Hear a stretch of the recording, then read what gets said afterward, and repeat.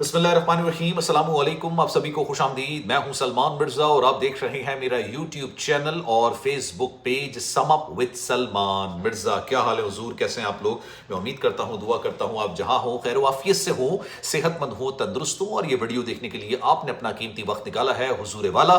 Video کے غرض میں تہہ دل سے آپ سبھی کا میں شکریہ ادا کرتا ہوں۔ جناب، آج جو واقعہ میں آپ کو سنانے جا رہا ہوں، یہ واقعہ لاہور کے علاقے کہانہ میں ایک 22 سال کی انتہائی خوبصورت پیاری سی کنچی آنکھوں والی لڑکی کے ساتھ پیش آیا، جو کسی کی بیٹی تھی، کسی کی بہن تھی، کسی کی بیوی تھی اور کسی کی ماں تھی۔ 22 سال کی عمر میں جب عام لوگوں کے ساتھ اتنے زیادہ دکھ نہیں ہوتے ہیں، اتنے زیادہ دکھوں کا سامنا ان کو نہیں کرنا پڑتا ہے، زندگی کی حقیقت کا سامنا ان کو نہیں کرنا پڑتا ہے، 22 سال کی عمر میں اس نے اپنی زندگی کے اندر دکھوں کے پہاڑ دیکھے اور پھر 30 اپریل کو اس کو انتہائی بے دردی کے ساتھ وحشیانہ طریقے سے نہ صرف قتل کیا گیا، اس کی لاش کو ندی کے اندر پھینک دیا گیا۔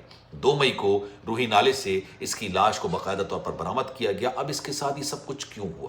یہ واقعہ میں چاہوں گا کہ آپ نے آخر تک نہ صرف سننا ہے بلکہ کامنٹ سیکشن میں اپنی رائے کا اظہار اس واقعے کے حوالے سے ضرور کرنا ہے، کیونکہ انتہائی دردناک، انتہائی خوفناک قسم کا واقعہ ہے۔ جناب، یہ خوبصورت سی پیاری سی لڑکی، کنچی آنکھوں والی، اس کا نام ہے مہروش۔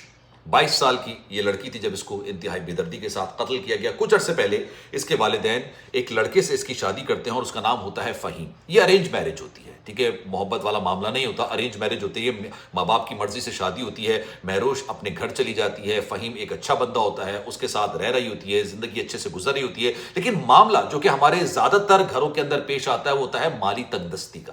فہیم زیادہ پیسے نہیں کماتا تھا، اتنی زیادہ اس کی کمائی نہیں تھی، لیکن دونوں کا گزارا اچھے سے ہو رہا تھا۔ کچھ عرصے کے بعد ان کے گھر کے اندر اللہ تعالیٰ ایک نعمت سے ان کو نوازتا ہے، ان کے گھر کے اندر ایک بیٹی پیدا ہو جاتی ہے۔ جب بیٹی پیدا ہوتی ہے تو آپ کو اندازہ ہے کہ جناب خرچے بڑھ جاتے ہیں۔ جب تیسرا بندہ آتا ہے گھر کے اندر تو obviously خرچے بڑھ جاتے ہیں، پیمپر کے ہیں، دودھ کے ہیں، دیگر معاملات کے خرچے ہیں، لیکن فہیم کی کمائی اتنی نہیں تھی کہ جناب وہ پورے گھر کا خرچہ اٹھا سکے۔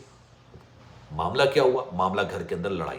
جب بھی گھر کے اندر تنگ دستی ہوتی ہے، گھر کے اندر ناچا کی، بحث مباحثہ، لڑائی، یہ تمام چیزیں شروع ہو جاتی ہیں، اور اسی وجہ سے فہیم اس کو کبھی کبھی ڈانٹتا بھی تھا، بدتمیزی بھی کرتا تھا، بد تہذیبی بھی کرتا تھا، مارتا پیٹتا تھا، اور یہ لڑکی مہروش ظاہر سی بات ہے اپنے شوہر سے ناراض ہو کے اپنے والد کے گھر آ جاتی تھی۔ پھر فہیم جاتا تھا، مناتا تھا، اس کو واپس لے کر آتا تھا، لیکن یہ معاملات کافی حد تک اسی طرح چلتے رہے، دونوں کے درمیان معاملات نہیں بن سکے، اور پھر اس کا اختتام ہوا طلاق پر۔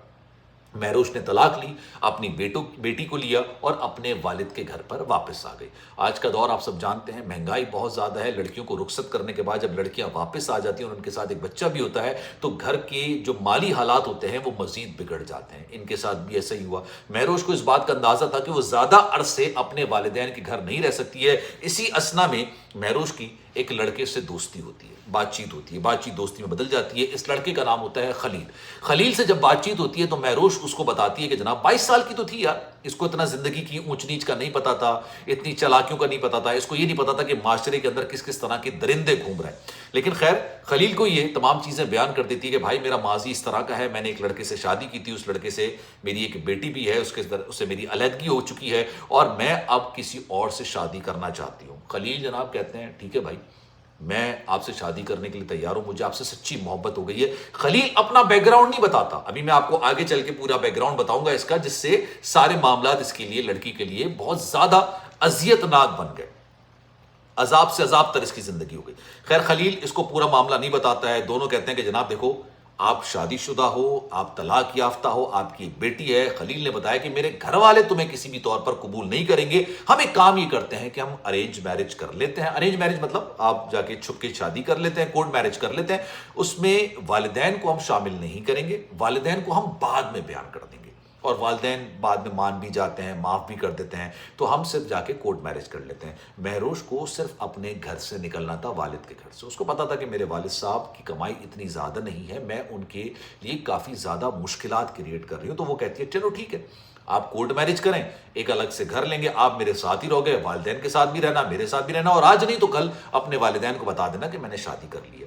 یہ دونوں جا کے کورٹ میرج کر لیتے ہیں۔ کورٹ میرج کرنے کے بعد یہ ایک الگ کرائے پر گھر رہتے ہیں، اور گھر لیتے ہیں اور وہاں پر رہنا شروع کر دیتے ہیں۔ اب فہیم چونکہ اپنی بیوی مہروش کو یہ بتا چکا تھا کہ بھائی میں اپنے والدین کو نہیں بتایا ہے کہ میں نے شادی کر لی، اس لیے کچھ راتیں مجھے اپنے گھر گزارنی پڑیں گی، کچھ راتیں تمہارے ساتھ گزارنی پڑیں گی، کچھ دن تمہارے ساتھ گزارنے پڑیں گے اور کچھ دن مجھے اپنے والدین کے ساتھ گزارنے پڑیں گے۔ مہروش کو اس بات پہ کوئی اعتراض نہیں تھا، اس نے قبول کر لی یہ بات۔ اسی طریقے سے ہفتے میں 2-3 دن وہ مہروش کے ساتھ گزارتا تھا اور باقی دن یہ اپنے گھر میں گزارتا تھا۔ کچھ عرصہ اسی طرح چلتا رہا۔ پھر آتا ہے ایک معاملہ۔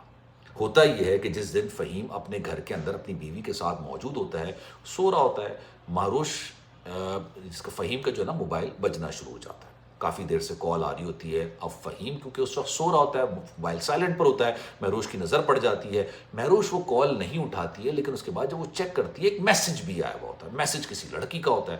جب وہ اس کا موبائل ان لاک کرتی ہے، گیلری میں جاتی ہے، میسیجز چیک کرتی ہے، تو اس کے پیروں تلے زمین نکل جاتی ہے۔ اس کو اس بات کا اندازہ ہوتا ہے کہ زندگی میں اس کو دوسرا بڑا دھوکہ 22 سال کی عمر میں پڑا ہے۔ پہلے اس لڑکے نے دھوکہ دیا مالی تنگ دستی کی وجہ سے، اب یہ لڑکا بھی اس کو دھوکہ دے رہا تھا۔ یہ لڑکا پہلے سے نہ صرف شادی شدہ ہے بلکہ ایک بچے کا باپ بھی ہے، اور اس نے فہیم نے یہ بات مہروش کو نہیں بتائی تھی۔ جھگڑا ہوتا ہے، اس کو اٹھاتی ہے، لڑتی ہے، کہتی ہے تم نے تو مجھے دھوکہ دیا، تم تو یہ کہہ رہے تھے کہ آج نہیں تو کل میں اپنی شادی کی بات اپنے گھر والوں سے کروں گا، تم تو آلریڈی شادی شدہ ہو۔ اب تو یہ معاملہ بالکل ہی اختتام پذیر ہو گیا کہ تم اپنے والدین کو جا کے میری شادی کا، ہمارے سے شادی کا بتاؤ گے اور وہ مجھے کسی طور پر قبول کریں گے۔ لڑائی جھگڑا ہوتا ہے۔ فہیم کہتا ہے بھائی میں تمہیں کھونا نہیں چاہتا تھا، ٹھیک ہے، میں تم سے سچی محبت کرتا ہوں۔ وہ شادی جو ایک لارا لپا لڑکے دے رہے ہوتے ہیں نا کہ بھائی وہ شادی پسند کی ماں باپ نے اپنے پسند کی تھی، میری مجبوری تھی، میں نے شادی کر لی، تم میری محبت ہو، پسند ہو، میں نے تم سے شادی کی ہے اور تمہارے ساتھ میں رہنا چاہتا ہوں، وہ میری مجبوری ہے، تم میری محبت ہو۔ لیکن مہروش کرتی تو کیا کرتی، اس نے خیر اس چیز کو بھی قبول کر لیا۔ اب اس کو اس بات کا اندازہ ہو گیا تھا کہ وہ 3 راتیں وہاں گزارتا ہے، 3 راتیں یہاں گزارتا ہے، اسی طریقے سے اس نے زندگی گزارنی ہے، یہ زندگی چلتی رہی۔ لیکن ابھی ایک طرف معاملہ ہوا ہے، اس کے گھر والوں کو نہیں پتا کہ اس نے دوسری شادی کر لی ہے۔ ایک دن جب یہ فہیم اپنے گھر کے اندر مہروش کے ساتھ ہوتا ہے، اس کی پہلی بیوی کی کال آنے لگ جاتی ہے۔ رات کے پہر کال آ رہی ہوتی ہے، اس لڑکی کو اتنا اندازہ نہیں ہوتا، مہروش کو یہ کال اٹھا لیتی ہے، اور جب کال اٹھاتی ہے تو پہلی والی بیوی کو پتہ چل جاتا ہے کہ یار اس کا جو شوہر ہے وہ کسی اور عورت کے ساتھ ہے۔ وہ اس سے بات کرتی بتاتی ہے بھائی میں تو بیوی ہوں۔ پہلی والی کہتی ہے بیوی تو میں ہوں، تم کوئی اور ہو۔ کہتے نہیں جناب میں بھی بیوی ہوں، آپ پہلی بیوی ہیں، میں دوسری بیوی ہوں۔ بھائی گھر میں تو ہنگامہ ہو جاتا ہے، جو اس کے ماں باپ کا گھر ہے وہاں پر تو ہنگامہ ہو جاتا ہے۔ اب یہ اگلے دن جب گھر جاتا ہے تو گھر والے، جو آپ کو پتا ہے پورا جو فلمی سین ہوتا ہے کہ بھائی یا تو ہم یا تو وہ، تم نے اپنی مرضی سے شادی کی ہے، اب تم اس کو اپنی مرضی سے علیحدگی اختیار کر لو، تو تمہیں اس گھر میں رہنے کی اجازت ہے، یعنی ماں باپ کے ساتھ اور پہلی بیوی کے ساتھ۔ پہلی بیوی ان کے رشتہ داروں میں سے آئی ہوئی ہوتی ہے، اس کا پلڑا بھی بھاری ہوتا ہے، اس کے معاملات بھی الگ ہوتے ہیں، ماں باپ کی پسند ہوتی ہے، ظاہر سی بات ہے اس کو تو وہ ماں باپ اس کو چھوڑنے کو نہیں کہیں گے، دوسری والی کو چھوڑنے کو کہیں گے۔ خیر فہیم کافی زیادہ پریشان ہوتا ہے، یہاں پہ یہ تنگ کر رہے ہوتے ہیں، وہاں پر مہروش تنگ کر رہی ہوتی ہے۔ فہیم یہ سوچتا ہے کہ سوری میں بار بار فہیم بول رہا ہوں، خلیل جو اس کا نام ہے، پہلے شوہر کا نام فہیم تھا، دوسرے کا نام خلیل ہے۔ اگر میں نے دوسرے شوہر کا نام فہیم بول دیا تو میں معذرت کرتا ہوں، خلیل دوسرے شوہر کا نام ہے۔ اب خلیل یہ سوچتا ہے کہ یار میں کروں تو کیا کروں۔ آتی ہے 30 اپریل کی رات، یہ اپنے دوسرے گھر میں آتا ہے، اپنی بیوی کو خبر یاد دیتا ہے، اس کی بیوی گہری نیند سو جاتی ہے، تکیے سے اس کا منہ دباتا ہے، اس کو بے دردی سے قتل کرتا ہے، اور اس کے بعد رات کے پہر اس کی لاش کو باقاعدہ طور پر نال میں پھینک کر آ جاتا ہے۔ اگلے دن یہ تھانے میں خود ہی جاتا ہے، تھانے میں جا کے FIR درج کراتا ہے، کہتا ہے بھائی میری بیوی غائب ہو گئی ہے، میں صبح سو کے اٹھا تو رات میں بیوی غائب تھی، بچی بھی گھر کے اندر تھی، بچی ماں پتہ نہیں کہاں چلی گئی، کسی کے ساتھ بھاگ گئی ہے، کسی کے ساتھ چلی گئی ہے، اور اس کے کسی بندے کے ساتھ تعلقات بھی تھے، یعنی اپنی ہی دوسری بیوی کے کردار پر بھی یہ کیچڑ اچھالتا ہے اور اس کو قتل کر چکا ہوتا ہے۔ 2 دن کے بعد 2 مئی کو روہی نالے سے اس کی لاش برآمد ہوتی ہے، لاش کی شناخت ہوتی ہے، پتہ چلتا ہے کہ بھائی یہ تو مہروش کی لاش ہے۔ خلیل کو دوبارہ سے انفارم کیا جاتا ہے، خلیل کو بلایا جاتا ہے، اس سے انویسٹیگیٹ کیا جاتا ہے، اور پولیس جب اپنے طریقے سے انویسٹیگیشن کرتی ہے نا تو یار کہتے ہیں نا کہ جو مستقل جرائم پیشہ لوگ ہوتے ہیں، جن کی عادت ہوتی ہے جرائم کرنا، وہ بھی اگلنا شروع کر دیتے ہیں۔